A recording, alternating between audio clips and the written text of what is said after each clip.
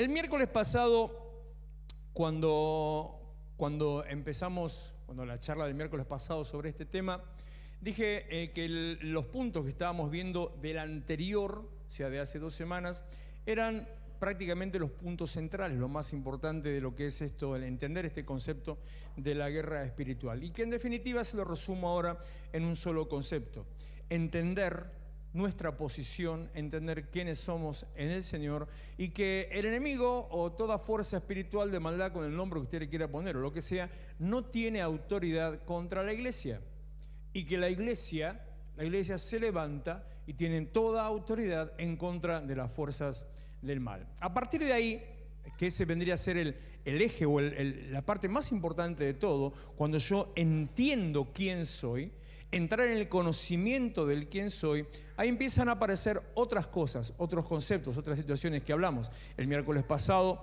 hablamos acerca del aislamiento. Si usted estuvo, se acordará, si capaz pudo ver la transmisión, lo mismo. El aislamiento es una herramienta del enemigo porque con mucha astucia nos empieza a correr, nos empieza a aislar justamente, entonces nos manda a un rincón, ya sea dentro o fuera de la iglesia. Suele empezar primero dentro de la iglesia y después termina siendo hacia afuera de la iglesia, y con manipulación nos aísla, y una vez que porque te llena la cabeza con un montón de cosas, y una vez que estás aislado te vuelve a manipular, porque no hay cosa más fácil que manejar que una persona que se encuentra aislada.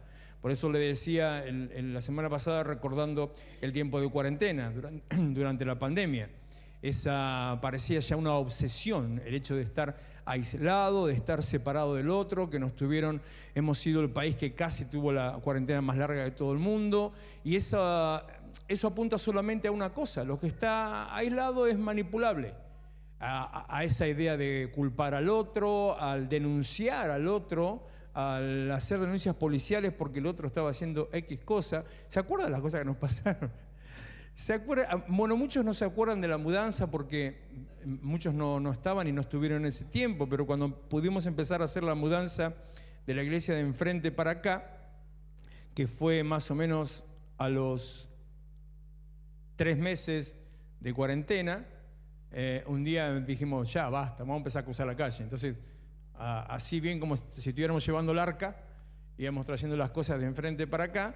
Ahí vino la policía un par de veces, los vecinos nos veían de las ventanas, llamaban a la policía porque andábamos por la calle cargando cosas. Así es como lo que pasaba. Esa es la idea que se sembraba, y cuando una persona está siendo aislada, corrida de su foco natural, corrida de su posición, por eso, como decía recién Ada, citándome lo que alguna vez digo, que no importa cuál sea tu condición, no importa aún en la peor situación que vos te encuentres, no importa en la bajeza espiritual, anímica, emocional, sentimental, económica que te encuentres, no importa lo que sea, lo importante es que vos tomes una posición delante del Señor. Incluso también, si quiere le agrego, como dijo Walter al hacer la oración de apertura: si viniste con ganas te felicito, y si viniste sin ganas te felicito más. Porque es más importante estar donde Dios te puede empezar a tratar que si vos te mantenés alejado. Entonces, obviamente, Dios ahí no tiene la oportunidad. O sí, porque Dios también, la Biblia nos habla que el Señor en varias ocasiones fue a buscar al necesitado. Fue al lugar donde estaba impedido de moverse. Pero ¿sabe cuáles son esas situaciones y cuál era la condición de esa persona? El paralítico de Betesda, medio muerto ahí tirado al lado del estanque. Segundo, Lázaro en la tumba. Entonces, sí, Dios te puede ir a buscar cuando vos estás alejado, pero cuando Dios te va a buscar, ya estás al borde de la muerte. Y yo no creo que usted quiera llegar a esa posición de encontrarse al borde de la muerte espiritual, de la muerte anímica, de la muerte física. ¿Por qué no también? Y hablando sobre ese aislamiento, decía que, en definitiva, todo lo que hace el enemigo con nosotros apunta a eso, a corrernos de nuestra posición. Y cuando nos corre de nuestra posición, nos lleva a una situación de miseria. Si estuvo presente, hice una mención sobre el hijo pródigo.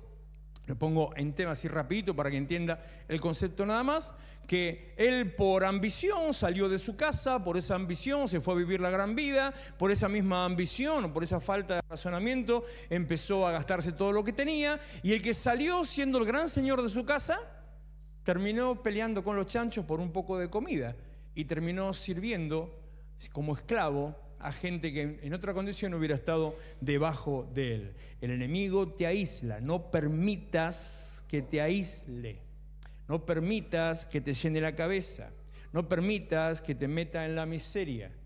Cuida lo que escuchás, porque la clave a todo eso, que acá lo tengo, acá está, la clave a todo eso eran las palabras del rey Ezequías, Segunda de Reyes, capítulo 18, verso 36, cuando venía el otro, el asirio, lo amenazaba, atacaba. Dice, pero el pueblo permaneció en silencio y no respondió ni una sola palabra porque el rey había ordenado no le respondan. Cuando usted se queda en obediencia a una directiva, a una visión, en sujeción, cuando usted permanece bajo una autoridad espiritual, cuando usted sigue escuchando lo que Dios tiene para decirle, cuando se conecta, como decía Ada recién, no solamente leer la palabra, sino obedecer la palabra, cuando se conecta con eso y lo lleva a su vida, entonces el enemigo no tiene autoridad. Pero cuando usted se engancha en la situación y empieza ahí a discutirle, empieza a cuestionar, empieza a querer negociar, es un muy hábil negociador. Y en la negociación del enemigo con nuestra vida siempre salimos perdiendo, porque en la negociación, te repito, te manipula. Cuando te manipula te aísla, y cuando te aisló te vuelve a manipular, y quedas siendo una pobre piltrafa que hace lo que quiere con tu vida. La obediencia a una visión y la permanencia en ella te mantienen lejos de los engaños del enemigo. No hagas caso a las voces que te aíslan dentro de la casa. No hagas caso a las voces que te sacan de la casa. Ahí apareció el violín de él.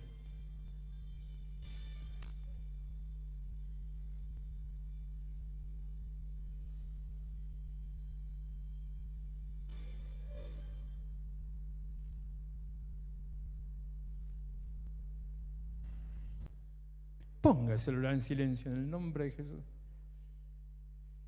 No hagas caso a las voces que te sacan de la casa. No hagas caso a las promesas que te dicen que afuera está más lindo, que afuera está mejor. Bueno, usted ya lo puede comprobar.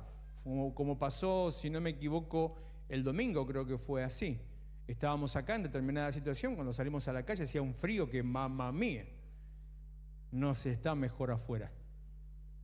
Lo mismo nos pasa al revés en otra ocasión, nos pasó en verano. Acá está todo el mundo quejándose de que si hace calor, que si hace frío, pero sale a la calle y un calor de morirse. No se está más lindo afuera. Lo que pasa es que ocurre lo mismo que la cuestión climática. Uno se aclimatiza al lugar donde está. La temperatura corporal empieza a equilibrarse y se empieza a balancear con la temperatura ambiental. Entonces en un momento determinado usted ya no tiene ni frío ni calor, sino que va estando bien. Entonces dice, ay no, otra vez, ay cómo habla, ay lo que está diciendo, ¿por qué hace chiste? ¿Por qué los chicos gritan? ¿Por qué el otro se levanta? ¿Por qué suena el celular? Entonces empieza a prestar atención a todas las pavadas en vez de lo importante. Pero de golpe cuando sale a la calle se da cuenta que siempre se está mejor adentro de la casa. No haga caso a las promesas que dicen que afuera se está mejor. ¿Qué es lo que hace el enemigo para manipularnos y sacarnos? Primero, se burla de tu visión. Segundo, menosprecia tu fuente de autoridad. Critica todo lo que vos haces. Critica todo lo que vos creés. Critica tu fe. ¿Dónde está tu Dios? Ridiculiza tu fe. En el caso de Sennacherib le decía, ¿acaso Dios va a poder contra nosotros? ¿Dónde estaba cuando nosotros atacamos a tal ciudad? A vos te dice, y tanto que pediste, ¿por qué no te responde? Entonces te confronta con una situación real que vos estás viviendo, una promesa que no se cumple, una respuesta que no llega. Dios tiene procesos y tiempos, se lo dije hace un rato. Pero nosotros queremos que todas las cosas sean ya. Y las cosas no son ya, las cosas no son a nuestra manera, las cosas son a la manera de Dios, siempre. También recuérdese alguna vez nosotros mismos, siendo chicos, niños, adolescentes, si respondíamos con un ya. O cuando mamá te llama o papá te llama o te dice, vení a poner la mesa o levantate la cama. Ya voy. ¿Y cuándo vas? Y después de 5, 10, 15, 20, media hora, una hora después. Así. Entonces las cosas de Dios no son a nuestros tiempos, sino según los tiempos de Dios. Entonces la promesa no se cumple, no llega la respuesta, te dice, ¿viste que no te responde? Y empezás a creer. No te dejes llenar la cabeza, no te dejes susurrar al oído, no prestes atención a las voces que te quieren sacar. Te pone en contra de tu entorno, te muestra que todos están mejor que vos o que todos están contra vos, te muestra que te están usando porque viniste acá solamente a que te saquen plata. Te corre del foco de la visión de tu iglesia y siempre la del frente es mejor. Cuando vos empezás a ver en tu vida, empezás a criticar o con una visión que diciendo siempre en otro lado está mejor. Cuando vos empezás estando dentro de la iglesia, siempre le encontrás el pelo al huevo, siempre le encontrás la quinta pata al gato y hasta la sexta también. Cuando estás constantemente mirando qué es lo que está mal o todo te parece que está fuera de su lugar, una de dos. O te corriste totalmente de la posición espiritual o es tiempo que te replantees, como decía Gastón el domingo pasado, mediten sobre sus caminos, a ver dónde estás parado y a ver también si es tu lugar. Puede ser que capaz, tal vez ni siquiera sea tu lugar. Le decía el otro día hablando del hijo pródigo, cuando le dice, papá, dame la parte de los bienes que me corresponde, el padre vendió los bienes y se lo dio. ¿Y por qué no le dijo que no? Y porque cuando alguien se quiere ir, ya se fue antes que te lo diga. Entonces, lo mejor, lo más sano es chau, y te vas en paz y en bendición. Te presenta otras oportunidades, despreciando lo que recibís en tu casa espiritual, siempre Dante es mejor. Te enfoca en tus propios asuntos, empezás a construir tu casa en vez de la casa espiritual, empezás a atender tus necesidades en vez de las del reino, y cuando en vez de poner, es como si fuera una cuestión matemática, una regla de 3 simple. Dice Mateo 6:33, busquen primeramente el reino de Dios y su justicia, y todo lo demás... Qué bueno que lo sepan y más que lo sepan, que lo pongan en práctica. Busquen primeramente el reino de Dios y su justicia. No busques primeramente tu propio reino y tu justicia. Porque como una cuestión matemática digo, cuando buscas primeramente tu propio reino y tu justicia, ninguna otra cosa te será añadida. Sino que eso es lo que vas a conseguir. Unos versículos antes Jesús estaba criticando a los fariseos, a aquellos que hacían grandes alardes de sus ofrendas y sus oraciones, y Jesús dice estas palabras: ya recibieron lo que ellos buscaban. Él reconoce, si no me equivoco, es Mateo 6:1. Fíjate por favor, chequealo a ver si es así. Diciendo que ya está, buscan lo suyo reciben, nada más. Poneme a ver por favor, a ver si eso no es. Si no me retás y listo.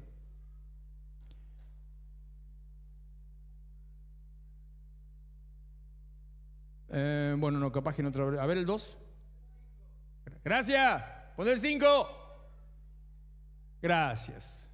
Cuando oren no sean como los hipócritas, porque a ellos les encanta orar de pie en las sinagogas y en las esquinas de las plazas para que la gente los vea. Les aseguro que ya obtuvieron su recompensa. Cuando buscas primeramente el reino de Dios y su justicia, todas las demás cosas te serán añadidas. Cuando buscas tu propio reino y tu justicia, nada más que eso te será añadido. Recibiste tu propio reino y tu justicia. No hay bendición, no hay salvación, no hay cumplimiento de promesas. ¿Cómo terminó la historia? En el caso del hijo pródigo, como le dije recién, peleando con los chanchos, comiendo la comida de los chanchos, y después, gracias a Dios, menos mal, ese versículo bisagra que dice, ¿pero qué estoy haciendo yo acá? En la casa de papá. Estaban 10 veces, los obreros de papá están 10 veces mejor que yo. Y yo estoy acá peleándome con el chancho. Y encima el chancho es gordo, grandote, me gana. ¿Qué hago yo acá? Entonces Lucas 15:17 dice: me levantaré, iré a mi padre y le diré: Padre, he pecado contra el cielo y contra ti, ya no merezco ser llamado tu hijo, hazme como uno, por lo menos como uno de tus obreros. Ya ni siquiera pretendía ser el hijo del dueño. Simplemente con eso me conformo. Ser como uno de tus obreros es más de lo que estoy hoy en mi condición, por haberse aislado, por haberse dejado llenar la cabeza. Pero cuando emprendió el camino de regreso a su casa, dice que el padre volvió, se tiró encima del cuello, lo abrazó, lo vistió, le puso anillo, calzado a sus pies, hizo fiesta. Cuando vos volvés al lugar de tu identidad, cuando volvés al lugar que te corresponde, cuando volvés al lugar de tu llamado, cuando volvés a la casa del Padre, cuando volvés al lugar donde estás arraigado o donde deberías estar arraigado, vuelve sobre tu vida las bendiciones, los beneficios de la posición y de la posesión. Vuelve sobre tu vida la autoridad, la cobertura y el manto. Ya no sos un don nadie y no sos un jornalero, sino el que le puso el anillito y pasó a ser otra vez el señor de la casa. Toda esa secuencia entre el hijo pródigo y lo que pasó también con el pueblo, con Sennacherib, para todo eso Dios tiene una salida. En versículo 36, repito, termina diciendo: no respondan. Y él dice, acá está, me perdí, perdón. Segunda Reyes 19:14. Inmediatamente detrás de eso, Ezequías literalmente, ve como diciendo, era literalmente tomó cartas en el asunto. Venía el otro, amenazaba, venía el otro, atacaba, venía el otro, criticaba, venía el otro, ofendía. La gente nada, la gente se callaba, la gente no contestaba, la gente escuchaba, la gente se lo aguantaba. Seguían atacando, seguían criticando, seguían oprimiendo. A veces pienso el carácter que tenés que tener para que te esté alguien ladrando todo el tiempo encima y vos quedarte ahí impávido sin responder. Muchas veces pienso eso. Porque a veces me pasan situaciones similares o cosas parecidas en donde es constante el ataque o la opresión constante, y hay un momento donde vos querés, en forma bien santa, asesinar a alguien.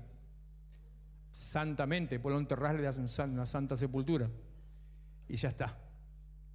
Pero hay que tener el carácter, y ese carácter estaba formado en permanecer bajo la autoridad de Ezequías. Segunda Reyes 19:14, le digo: Ezequías tomó la carta de la mano de los mensajeros y la leyó. Luego subió al templo del Señor, la desplegó delante del Señor y en su presencia oró así.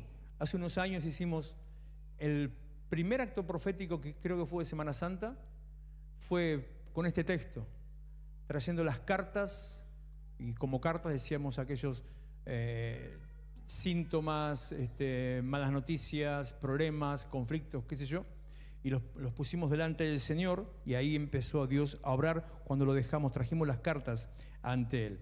Y en su presencia, versículo 15, oró así: Señor Dios de Israel, entronizado sobre los querubines, solo tú eres el Dios de todos los reinos de la tierra. Tú has hecho los cielos y la tierra. Presta atención, Señor, y escucha. Abre tus ojos, Señor, y mira. Escucha las palabras que Sennacherib ha mandado a decir. Parece Nehemías. Hay una similitud, hay un paralelismo entre la manera, decía el sábado pasado, que Nehemías, o capaz que el anterior, Nehemías supo cuál era la manera de presentarse ante Dios. Supo cómo tenía que hablarle a Dios. Supo reconocer quién es Dios y de qué manera tenía que dirigirse ante Él.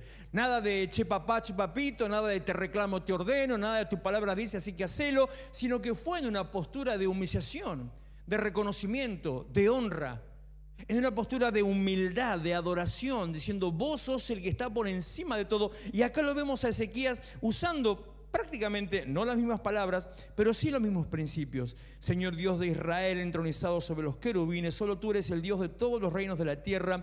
Tú has hecho los cielos y la tierra. Presta atención, Señor, y escucha. Abre tus ojos, Señor, y mira. Escucha las palabras que Sennacherib ha mandado a decir para insultar al Dios viviente. Y en definitiva toma las cartas, toma el conflicto, toma la acusación, se la lleva a Dios y dice: no es contra mí, es contra vos. Y tal vez uno pueda decir: mirá qué fácil que se saca el problema de encima. No se hace cargo, listo, ya está, yo no tengo nada que ver. Y si lo miramos desde una óptica carnal, podría ser que se saca el problema de encima. Pero Ezequías no es que se sacó el problema de encima, sino que Ezequías entendía que el problema no era de él, sino que el problema era del Señor. ¿Por qué? Porque el conflicto espiritual no es contra vos, es contra Dios. Porque la guerra espiritual, que es ese conflicto, esa batalla entre dos bandos, no es contra vos, es contra Dios. Es como se dice, no sos vos, soy yo. No es contra vos, es contra Dios. O como también se dice, no te lo tomes personal, no es con vos. Bueno, de verdad, cuando te dicen eso, ponerle la firma que la cosa es con vos. Pero acá es tal cual, o sea, no es con vos, es con Dios. Porque todo lo que hace el enemigo, el aislamiento que le acabo de mencionar, lo que hizo con el hijo pródigo, lo que hacía con Israel, todo lo que hace es para intentar enfrentar, ofender a Dios. Porque el enemigo tiene, en eso se lo envidio, un entendimiento mayor que nosotros, un entendimiento mayor que vos, de quiénes somos delante de Dios y lo que somos para Dios. El valor, la importancia que tenemos para Dios. Como nosotros miramos lo que nos falta, miramos el problema, como no andamos en la manera que tenemos que andar, como no vivimos la vida cristiana en la manera que tenemos que vivirla, como tal vez siempre nos falta algo, estamos en algo en deuda, entonces estamos mirando todo alrededor como la gallina buscando el gusano, en vez de mirar al que está por encima de nosotros. Y no nos damos cuenta lo importante y lo valioso que somos delante del Señor. El enemigo sabe eso y Ezequías sabía eso. Por eso el pueblo no respondía a las amenazas por orden del rey. Y el rey, por orden suya, agarraba las amenazas y se las llevaba al Señor. Decían, es contra vos, no es contra mí. Y presenta la situación y habrá orado por cada una de todas aquellas situaciones. Al diablo no le importa lo que te pase, es sinvergüenza, pero sí le importa cuánto Dios se puede molestar por lo que a vos te pase. O sea, te lo voy a decir de una forma más romántica. Al diablo le importás un cuerno. Todo lo que te da, todo lo que te quiere dar, todo lo que te ofrece, todo lo que te quiera seducir, no es para que estés mejor. No es como cuando le dijo la serpiente a Eva, no, pero que no quiere, vení que acá va a estar mejor. No es como le dijo Senaquerib a Israel, no, pero vengan, hagan pacto con el rey y ustedes van a tener mejores tierras, mejores campos, mejores casas. Al diablo le importás un cuerno. Lo único que quiere es aislarte, una vez que te aisló, destruirte, y con ese aislamiento y destrucción, entonces va y le dice a Dios, mira, te lo rompí. Sabiendo que, como a veces, bueno, en esta época mucho no se escucha, pero antiguamente era muy común decirlo, sabiendo que ya está vencido y que él ya sabe cuál es su futuro y ya sabe que va a terminar, entonces se pone a dar manotazos de ahogado, intentando en su camino a la perdición arrastrar la mayor cantidad de cristianos, no solamente inconversos, que pueda llevar a meter en su bolsa.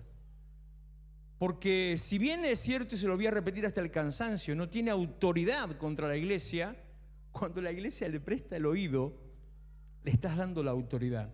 Cuando te pones a conversar, le estás dando identidad y autoridad. Cuando te pones a discutir, le estás dando autoridad. Y cuando empezás a pelear en una postura que crees que te va a vencer, estás admitiendo que tiene más poder que vos, un poder que no tiene.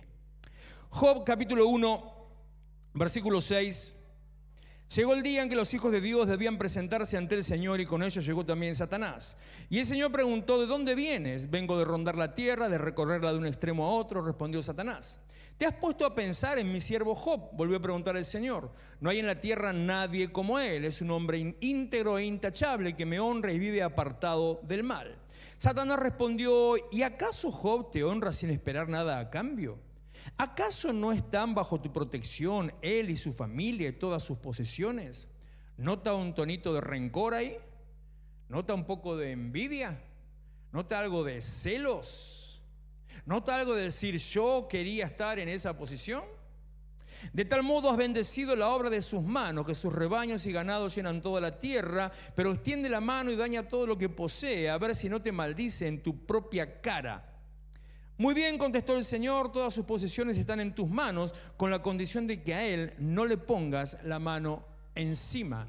Y comenzó el proceso de Job, que lo llevó a una situación donde, gracias a esa situación, tuvo un encuentro con Dios, que fue de bendición, que fue multiplicador y que le trajo a él el doble de prosperidad de la que tenía antes. Job capítulo 2, versículo 1, llegó el día en que los ángeles fueron a presentarse ante el Señor, y con ellos llegó también Satanás para comparecer ante el Señor. Y el Señor le preguntó: ¿de dónde vienes? Vengo de rondar la tierra y de recorrerla de un extremo a otro, respondió Satanás.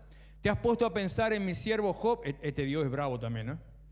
Volvió a preguntarle el Señor: no hay en la tierra nadie como él, es un hombre íntegro e intachable. ¿Se dan cuenta cómo se llena la boca hablando de Job? Como cuando vos estás, no es porque sea mi hijo, ¿no? Pero igual. Como esa mujer que contó la pastora cuando predicó el domingo, que estaba el hijo jugando el fútbol y estaba la mamá filmando, y mientras filmaba oraba, reprendía, gritaba, se la agarraba con el árbitro, con todo el mundo, en el nombre de Jesús, decía gol. Así está Dios hablando de Job. Te has puesto a pensar: no hay en la tierra nadie como él, es un hombre íntegro e intachable, que me honra y vive apartado del mal, y aunque me incitaste contra él para arruinarlo sin motivo, todavía mantiene firme su integridad. Por eso es que Dios permitió, porque conocía el carácter y la fe de Job, que nada le iba a mover de la posición de seguir creyendo en él. Una cosa por otra, respondió Satanás, con tal de salvar la vida, el hombre da todo lo que tiene, pero extiende la mano y hiérelo, a ver si no te maldice en tu propia cara. Muy bien, dijo el Señor a Satanás, Job está en tus manos, y otra vez, eso sí, respeta su vida. Dicho esto, Satanás se retiró de la presencia del Señor para afligir a Job. No le importás nada. Solamente te usa como un conejito de indias para de esa manera ofender y enfrentar a Dios. El diablo, como te dije recién, sabe más que vos lo que somos para Dios. Cuando hablamos, cuando digo que tenemos que cambiar nuestra manera de pensar respecto de la iglesia, respecto del evangelio, y que en estas últimas semanas es un tema que me tiene loco, me tiene que constantemente estoy todo el tiempo con eso en la cabeza.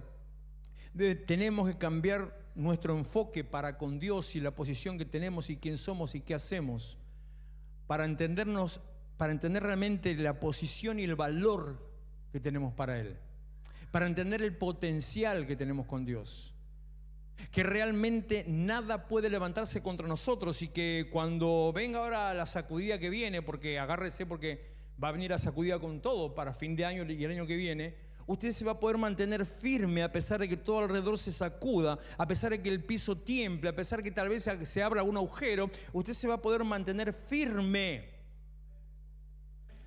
si se mantiene en esa posición. No dice amén ahora, ¿no? Eso por apurado, ¿vio? Si se mantiene en la posición que tiene que estar, no lo va a derribar nada. Zacarías capítulo 2, versículo 8. Porque así dice el Señor de los ejércitos, cuya gloria fui enviado a buscar entre las naciones que los despojaron a ustedes. La nación que toca a mi pueblo, hablado de un enemigo, de una nación enemiga, la nación que toca a mi pueblo, toca la niña de mis ojos. Esta expresión, que capaz usted la conoce o no la conoce, o capaz que lo escuchó o no lo escuchó, la expresión la niña de sus ojos tiene dos posibles interpretaciones. Se puede entender de dos maneras distintas.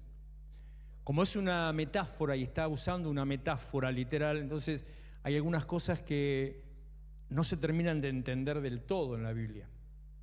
Pero como ocurre en este caso, cualquier interpretación que vos le des te lleva al mismo fin, no importa cuál sea la interpretación. Porque la niña de sus ojos se puede estar refiriendo a alguna hija pequeña que sea tal vez la favorita.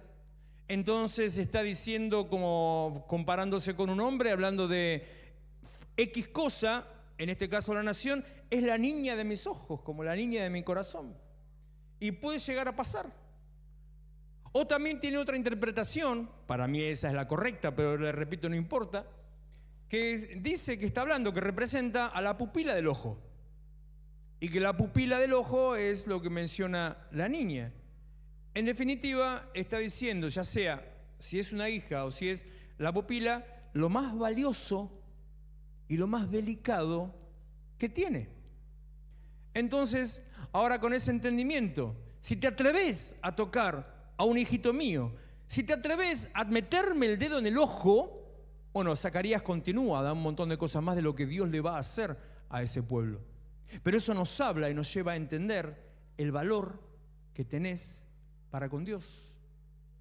El mismo valor que dice en Romanos que aquel que te dio a su Hijo, a Jesucristo, ¿cómo no te dará también con Él todas las cosas? Y otra vez la necesidad del entendimiento con Él. No podés venir a Dios a buscar bendiciones. Si buscas bendiciones, solamente eso vas a conseguir. Pero bendiciones que son pasajeras o temporales. Tenés que venir a Dios a buscar a Dios. Porque si buscas a Dios, te vas a encontrar con Dios y vas a recibir bendiciones permanentes, no temporales. Busquen primeramente el reino de Dios y su justicia, y todo lo demás les será añadido. Busca tu propio reino, tu propia justicia, y nada más te será añadido. Por eso el apóstol Juan dice, otro versículo interesante, 1 Juan 5:18, que el diablo no te puede tocar. Amén, no te puede tocar. Hay que entenderlo, no te puede tocar. No le tengan miedo al diablo, no le tengan miedo a los demonios. Ténganle más miedo a los cristianos. Ténganle más miedo a los políticos, miren, que son peores que los demonios. 1 Juan 5:18, sabemos que el que ha nacido de Dios no practica el pecado. Jesucristo, que nació de Dios, lo protege y el maligno no llega a tocarlo. No te puede tocar. El problema no sos vos. El problema no es con vos. El problema es la envidia que el enemigo te tiene. El problema no sos vos. El problema es con Dios. Y el diablo te usa a vos porque sos lo más valioso delante del Señor. Segunda Crónicas 20:15, dijo Jaasiel: escuchen, habitantes de Judá y de Jerusalén, y escuche también usted, rey Josafat. Así dice el Señor. Me hace acordar viejas épocas eso. No tengan miedo ni se acobarden cuando vean ese gran ejército. Bueno, sabe, ya lo tiene escrito. ¿Sabe cómo sigue? Porque la batalla no es de ustedes, sino mía, dice el Señor. Por eso Ezequías le fue a llevar las cartas. La batalla no era de él, la batalla era de Dios. Así dice el Señor: marchad y no temáis, porque no es nuestra la guerra. Ustedes allá atrás no canten. Estoy probando a ver si que se le caiga la cédula acá. Sino del Señor no habrá para que peleéis. ¿Quién está cantando? No habrá para que peleéis, porque vuestro santo Dios en la batalla peleará. Pues la batalla es del Señor. Glorifica. Ahí se acordó. Es que eso, me encantaba cantar esa canción. Y es exactamente este concepto de Segunda Crónicas 20:15. No tenés necesidad de ponerte a pelear. La batalla es del Señor. ¿Sabe cómo termina la historia de Josafat? Sale el ejército, ningún ejército, sale el ejército al campo de batalla llevando simplemente antorchas y alabanza. Iban cantando glorificar al Señor, y los enemigos, que déjalo que se maten entre ellos, se mataron entre ellos. El pueblo no responde por instrucción del rey, el rey no se hace cargo de las amenazas porque estaban amenazando a Dios, y el rey va a Dios y deja el problema en las manos de Dios, como Nehemías, que se involucró a Dios y en todo lo metió a Dios. Y cuando le cuento Ezequías, Josafat, Nehemías, y me va a ver todo el tiempo yendo y viniendo, y la semana que viene, la otra voy a volver a Goliat, a David y Goliat. Le hago todo eso para que se dé cuenta que es un principio espiritual y bíblico, que no es un ejemplo o una ocasión, es un principio. Así es como obra la iglesia y así es como se debe obrar, porque el Señor es el que está con nosotros. Romanos 12:19, y ya casi terminamos. Sí, porque ya se va la hora. Romanos 12:19, no se hagan justicia a ustedes mismos, amados míos, sino dejen lugar a la ira de Dios, porque escrito está: mía es la venganza y yo pagaré, dice el Señor. Salmo 37, versículos 7 y 8, sé paciente y espera en el Señor. No te irrites por el éxito de otros, ni por aquellos que maquinan planes maliciosos. Eso déjelo de lado. Refrena tu enojo, abandona la ira, no te irrites, pues esto conduce al mal. Y Santiago 1:19, que me estaba guardando ese: por esto, mis amados hermanos, todo hombre sea pronto para oír, tardo para hablar, tardo para airarse, porque la ira del hombre no obra la justicia de Dios.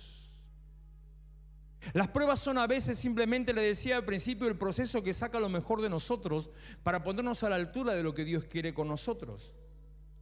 Y esos procesos muchas veces a lo que nos enfrenta es a aprender a esperar en Dios, a dejar que las cosas pasen y uno mantenerse quieto o quedarse quieto confiando en el Señor. Que uno tal vez querría meter mano inmediatamente, pero cuando metes mano, el Salmo 37 dice: eso obra mal, vas a hacer lío. Y Santiago dice: si vos metes mano, no está obrando la justicia de Dios. Deja que obre la justicia del Señor. Deja tu asunto en las manos del Señor. En la guerra espiritual no se negocia. La guerra espiritual no es algo personal, es contra Dios. Y lo mismo le pasó a Nehemías, y ahora sí con esto termino. Nehemías 6:1.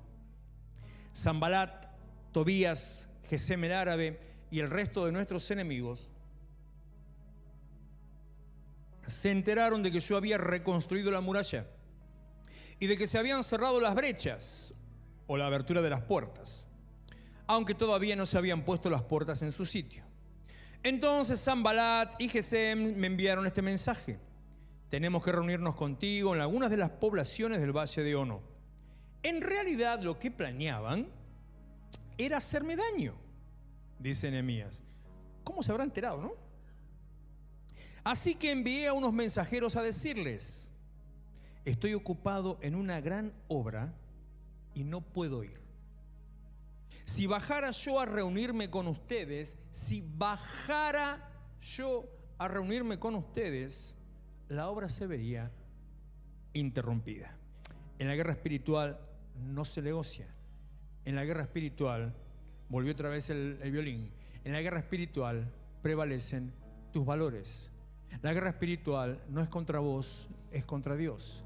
En la guerra espiritual deja el asunto en las manos de Dios. En la guerra espiritual no te pongas a negociar, ni a hablar, ni a discutir, ni a cuestionar con lo que el enemigo ponga en tu cabeza. No analices, porque capaz que me estás pensando ahora, ya ahí termino, pero capaz que estás pensando: ¿y de qué manera yo podría estar discutiendo con el diablo si no lo veo?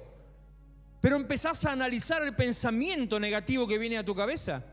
Y empezás a creer si puede ser que sí, puede ser que no. Y le empezás a dar un poco de espacio o de lugar. Decís: bueno, capaz, bueno, pero tal vez no. Capaz que un poco sí. No cuestiones, no discutas, no converses con el enemigo.